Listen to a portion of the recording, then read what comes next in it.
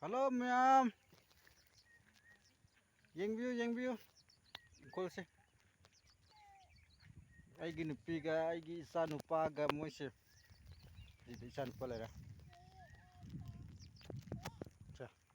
Sada aigi nupiga mauga. Koise inkonse kami ngasinba. Yengi kinani yengi saruni aina wing store saba hajikta. Hawi pung mari hela.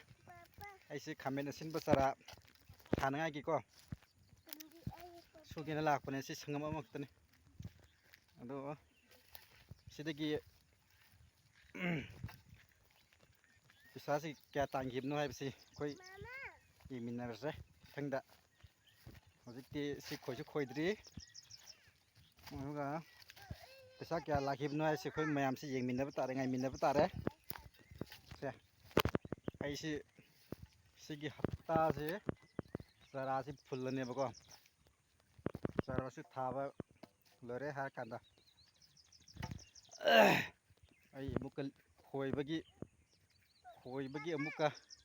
khoibagi amuka thagalakani aduga lingbagi su khulang dikra changadaw male sungamane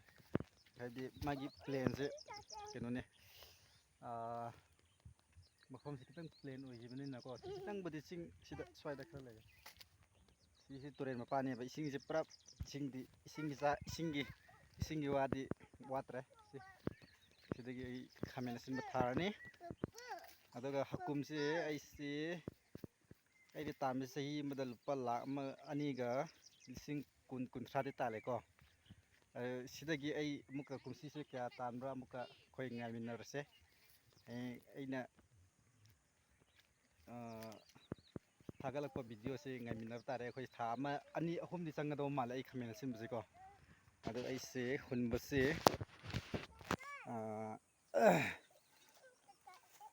hojik hullaneba hayeng hanjiti adum compulsory ngasi si mafam di semaga ko aiji hullaneba hunbasi su khoi yengminasi ko mayam aduga leibak sidi pura ai kaino khangdre ngasi se thabak se suning daba ngasi se ko ngarang dagi ai thabak se leplaktribneba aduna hun thabak ngasi suning ba phawda ngasi si yumdagi pung mapandagi na pung ama phawba aise thela gari masaba yotki adu anopse sum jawre adu mai laktabanina amuka aise somda lawromda muka hayat khreba lawse kitang di lape ko pungkhai muk gari thogal lagai si chala ai gari thawga ko si sugena ado hojik chara phulngai se mafam se in semgadaba mafam se kaida semana phadara ine semgadori se hojik se phulngai chara hunngai gi mafam se ko yam dasu yaeba nana buk loi tokhairaga ko churi ma se hana kano tharambagi alu tharambagi ko churi lere aduga ai na kai jara di mafam se sidai tawta sidagi ko kano mukhun na muka leirami sidagi si mapa sidagi ai hullage si tokhairaga hojik padan si toga ko si tokhairaga sara hungai gi nasi torni hayang gap lerani hanchitu hullani maru hullaga